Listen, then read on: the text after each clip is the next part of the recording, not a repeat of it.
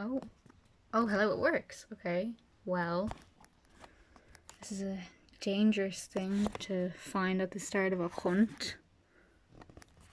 Hello, little Samson. I can't even read those numbers. With 33 times optical zoom. Look at you, very advanced for 2006. I mean, it would be rude of me to turn you off now. I mean, you probably haven't seen anyone in years.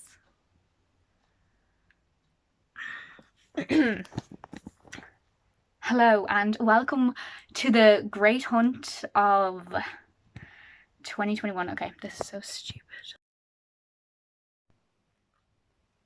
Hello. I'm looking for my Leaving Cert results, the proper paper one they give you so I can apply for this job. So you can just chill out while I do that, I guess. Why do they require specific proof like that?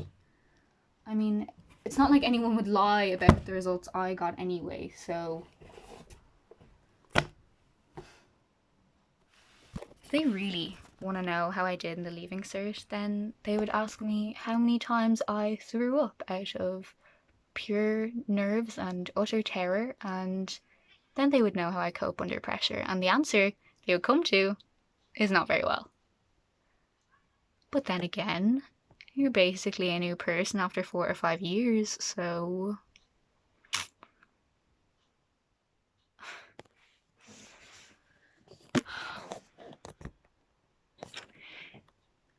is it talking to myself if a camera is listening or looking tree in a forest and all that? I used to talk to myself a lot as a kid, out loud, but like more so in the mirror. And I don't know why. Maybe it was out of instinct or so I wasn't alone, but I still do it now. Except it's more so when I'm on a call with a big group of people and I'm either bored or someone has said something stupid, and I'll look to the mirror to my right and I'll make a face or roll my eyes or flare my nostrils like this, like that. And I'll know what I mean.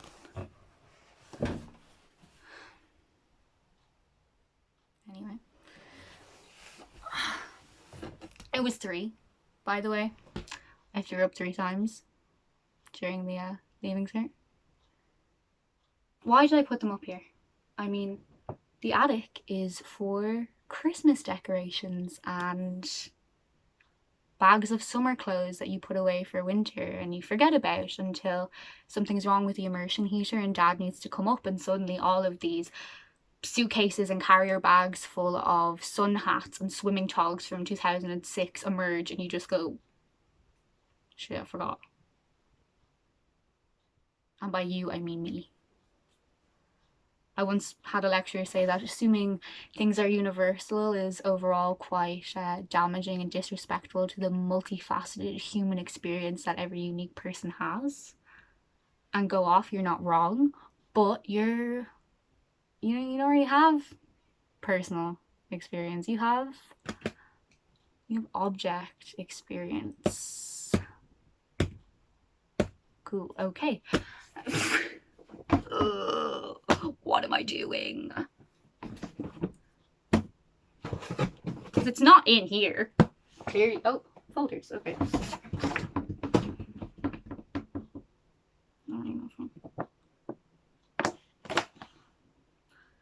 First time I went on a play date to someone's house, we went up to their room, but their room was in the attic, but it didn't look like an attic. It looked like a room, one of those. I was so confused and I asked, where do you put all of the stuff? Like, and they were so confused. They said, like, what stuff? And I said, like, the Christmas decorations and the boxes of stuff. And they said, I don't know, the shed. But the only sheds I've ever known are the ones that store dad's tools, or at Christmas time, the 2-litre bottles of Coke.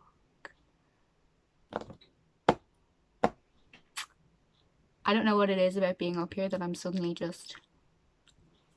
But I was going to turn on a podcast or something, but I left my phone at the bottom of the ladder, and I do not want to tempt fate by running up and down it, so guess you're stuck with me. But to put your Christmas decorations in the shed just seems a bit fucked to me. What if they're spiders, and what if they get in them?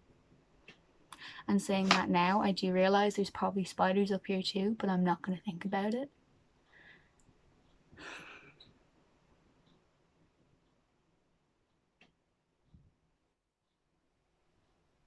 I remember when I was little, my granny told me about how the little ones are called money spiders. Good luck meant money was coming your way.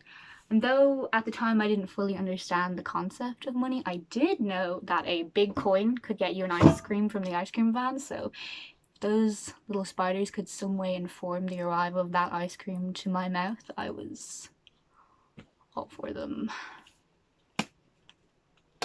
I mean, I wasn't always scared of spiders until one summer when we were out in the garden, and it was one of those summers where it was so warm that Saturday morning fry-up could be eaten outside, and he and my uncle would be shirtless. And Grandad Pat was a gardener, so you knew anything he was saying about the outside was probably true.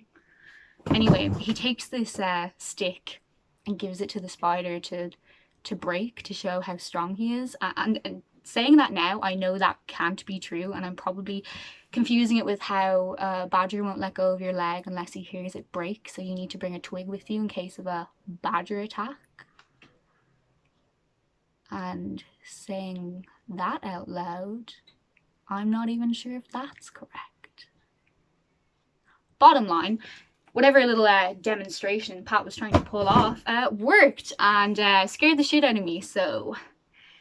Spiders are enemy number 2 in the attic. Enemy number 1 being fiberglass insulation, because whenever I look at that yellow candy floss stuff, I just get an intrusive thought about how horrible it would be to have to eat it and feel all the tiny bits of glass running down your throat.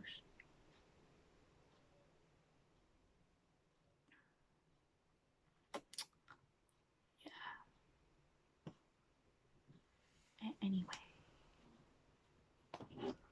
Look through that later. Next box. What do we got? Okay, now we're getting into it. This is a album of very old postcards that I got after Grandad Alec died. And I think the oldest ones in here are from like 1910. I couldn't imagine any of my stuff lasting that long, but there. See?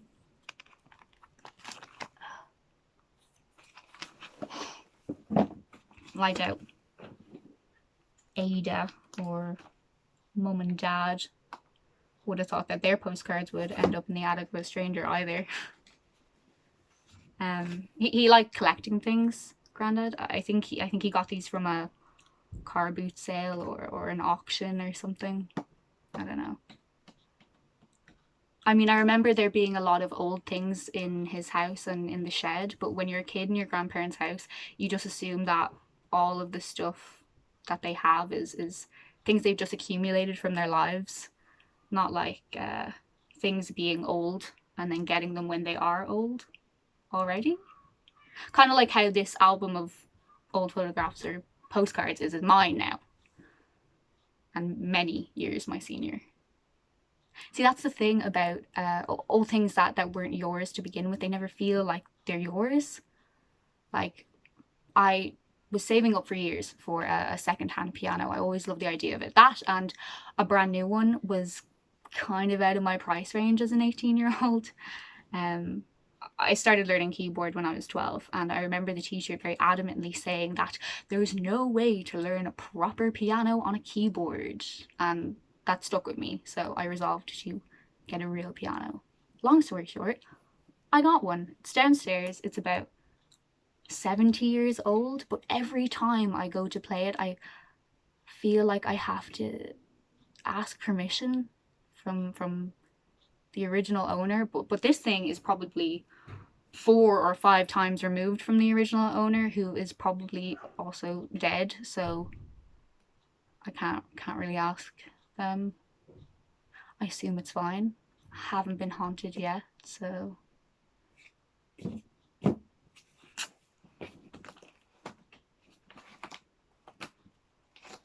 let's take one out.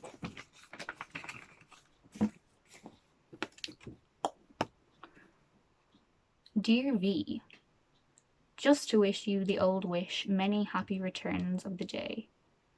Cannot you manage to come into school sometimes? With love and good wishes, yours sincerely, G.A. Davy. To Miss V. Slight. She's 27th of February 1918. Look, even the stamp.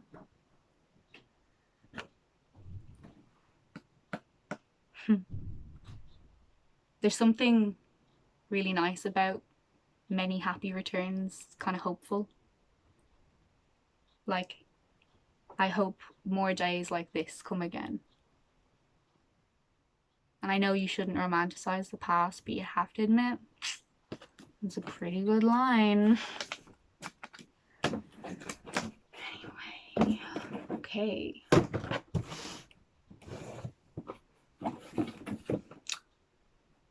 Okay, cool. So I set myself up in this corner, but I did not realize it was the hurt corner. This is conveniently, show you. This is very conveniently a corner full of boxes full of things that belong to dead people, to be blunt about it.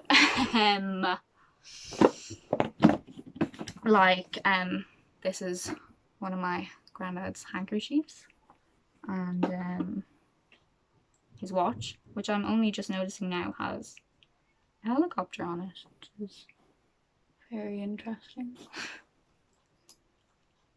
When he died, Granny said we could take anything we wanted. That woman just lives and breathes minimalism, but in that fun kind of old person way, where she has documents and designs for Aaron jumpers from when she was a teenager, but refuses to get anything new into the house, unless it's food or cheese.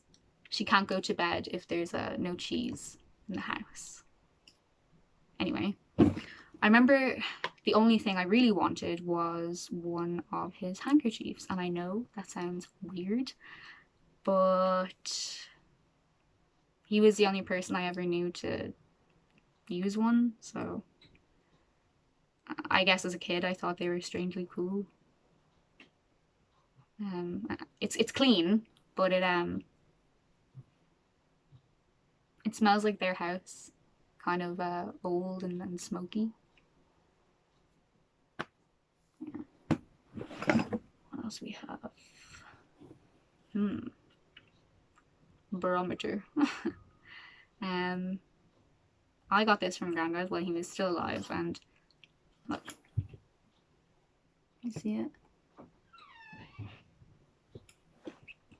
I was one of those kids who asked a lot of questions, and I would pass this thing on the way to the bathroom every time I went to their house. You had to go through their bedroom to get to the bathroom, and this thing hung on the enclosing walls of the pillow portion of their bed, and it hung on his side, and I asked what it was for, and he took it down, and I remember his shaky hands showing me that if you tapped the middle of it right there, the needle would catch up with itself, do what it was meant to do. And I just remember that he could never quite hit the middle of it. I guess the shake was too much, and I'm sure he told me it was for air pressure at the time, but I only know that because I know that's what it's for now. I don't remember him saying it to me. I don't really remember his voice, so. This is Grandad Pat, by the way, my mom's dad. Anyway.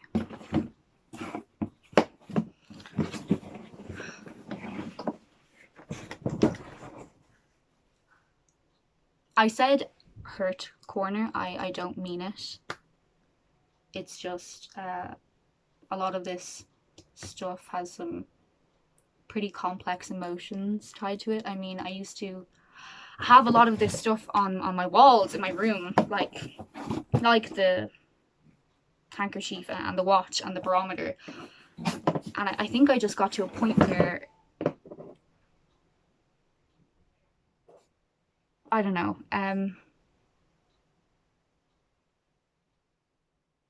none of this stuff really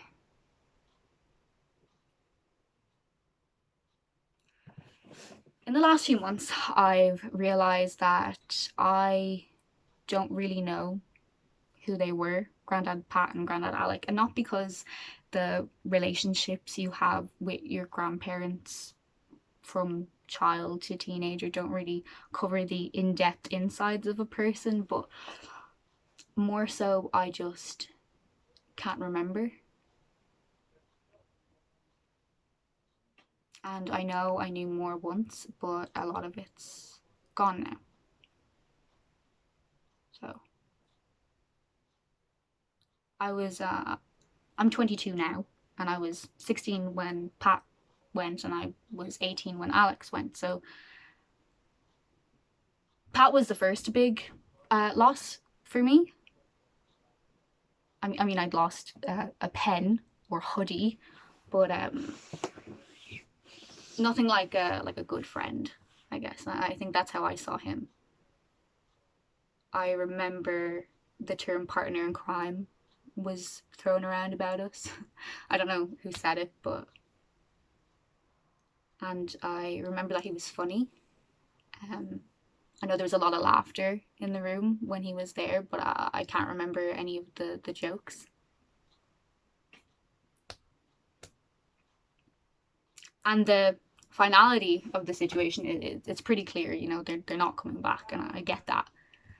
And I think while maybe once having these things on my wall gave me comfort, now they just make me angry. I'm not angry that they're gone, but just angry that I can't remember. It's a bit cruel losing people when your brain isn't really fully formed enough to retain more memories of them. For all intents and purposes, I am an adult now, so that means that anyone I lose from this point on, I will have proper adult version retained memories of that person. I won't have to rely on the rose-coloured images of a kid who doesn't really know what death is. Not really. And I know this is gonna sound so weird, but when I speak to my granny now, I'm so aware of the fact that I'm speaking to her, of how lucky I am that I still get her to speak to. And I catch myself taking subconscious snapshots of her in my mind and thinking, God, I just hope this one sticks.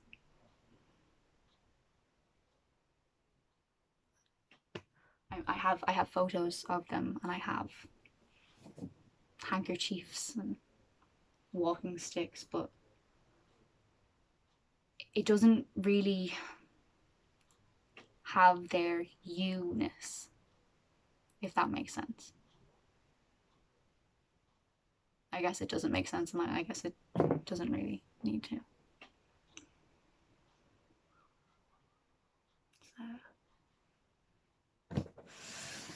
So, new box, okay.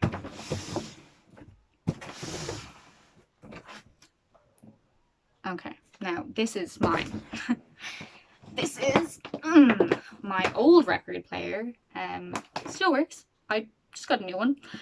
And I know I should do something with it and not just store it up here, but sometimes it is easier to store than to act. So up here it shall remain for the indefinite future until I'm forced to move it. I have a few records here as well. Oh, a classic. I just didn't have space for it downstairs, so put one on. Might as well. It's not like I'm trying to do something up here. Okay, let's see what we got. All the cables. Ooh. There. This goes here. That goes into this one. Oh my gosh. I really did just throw everything up here. Okay. What will we put on? It would be rude not to. I'm losing my mind up here. What do we got? Ooh. Moment of truth.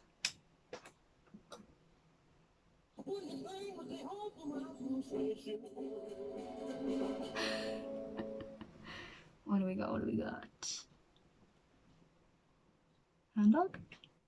No. Good. Quality music. I know there's this big debate over what's better, digital or vinyl. And to be honest, I don't give a shit. I just like watching it go around, like.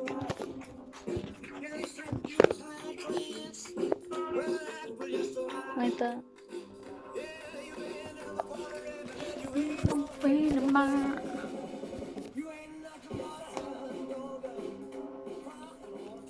I don't know, it's just that it'll keep going round and round until you tell it to stop, and I think there's something comforting in that. What else do we have?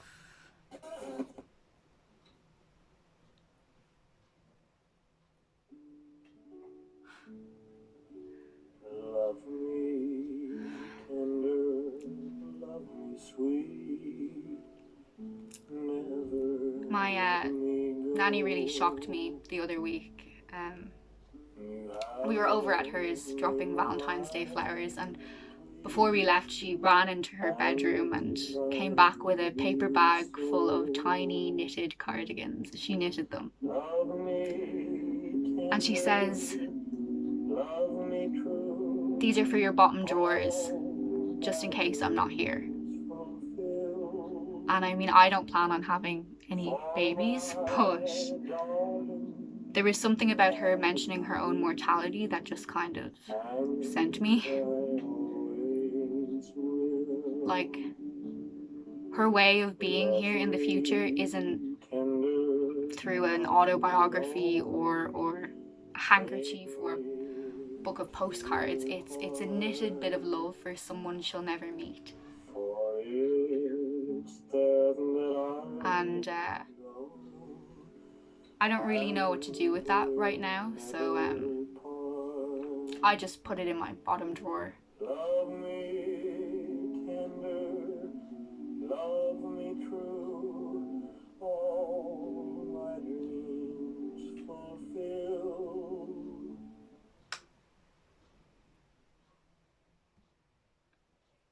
Grief is so weird.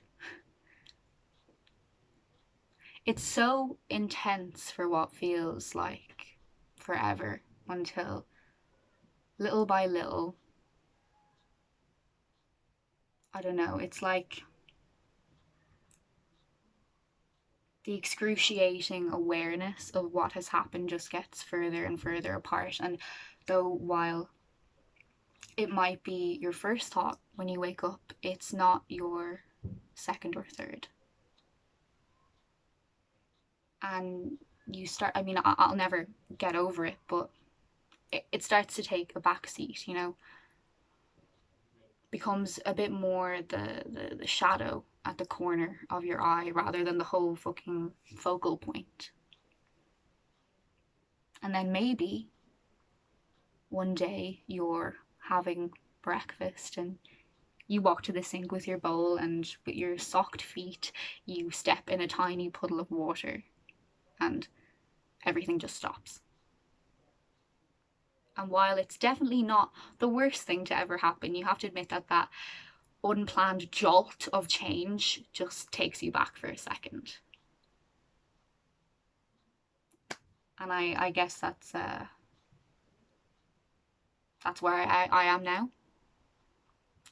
The unplanned thought of a hospital bed or seeing a new backing to a coin I'm sure he would have liked for his collection, or the thought of Pat's hair. Pat had this mad hair. It was stiff, like he'd hairsprayed it all over into a grey kind of comb over, and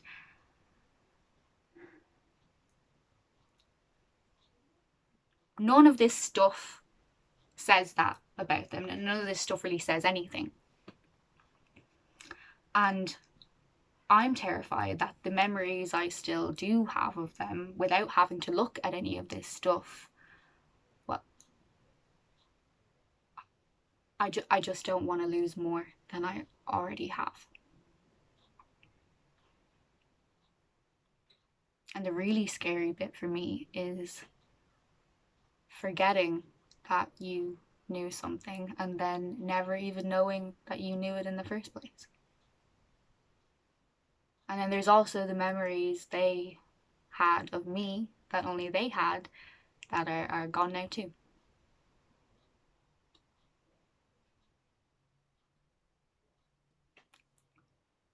I once thought it would be so much easier if when we died all of our stuff just disappeared.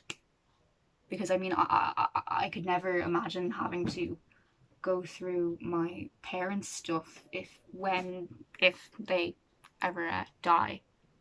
It would be like the piano. I'd feel like I'd have to ask permission to even just touch the stuff.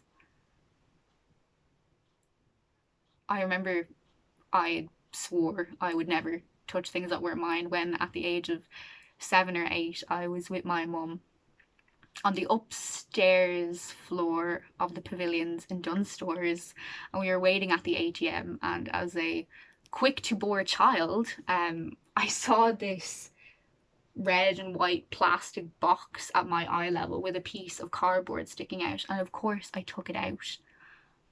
Sirens, bells, all the whistles, they went off, and I stood there being like, oh wow, what is going on? I have no idea. And I guess a manager, whoever, came out and righted whatever wrong I had done. And from that point on, I said, I am not touching things that aren't mine.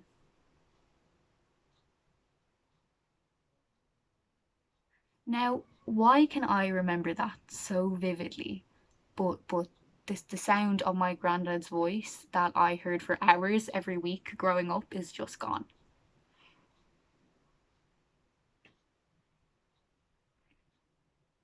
I read somewhere that trauma can either carve out a perfect replica of a memory in your mind, or it can just completely wipe it like it was never there in the first place, or maybe just release it to you very rarely or when it thinks your brain can handle it. Well, I think I can handle the sound of my granddad's laugh, so if you want to release that, that'd be great.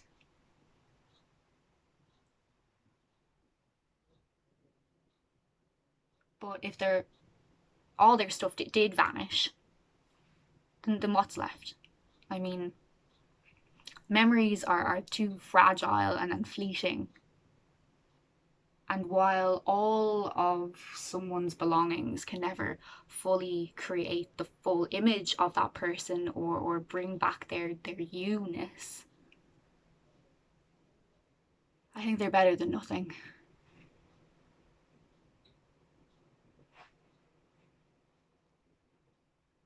There's something to ground them, to here, to this place, to me. And there's something that I can touch and I can smell and I can see clearly without a shadow or a rose tint. And yeah, all of their stuff is up here in my attic because they're not here anymore. But these things also exist because they existed. You know, they were here. They were funny and bright and vibrant and full of life. And I think I'd rather have what's left behind than to not have had it at all.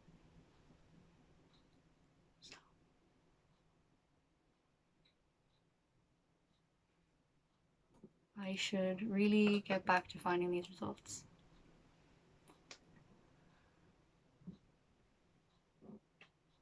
Maybe in a second. Maybe after one more song, huh? Then I'll get back to it.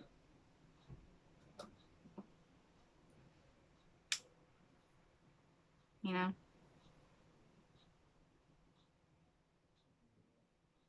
Change out of these wet socks. It feels like we're heading the same way we came. Everything is changing, and everything's the same.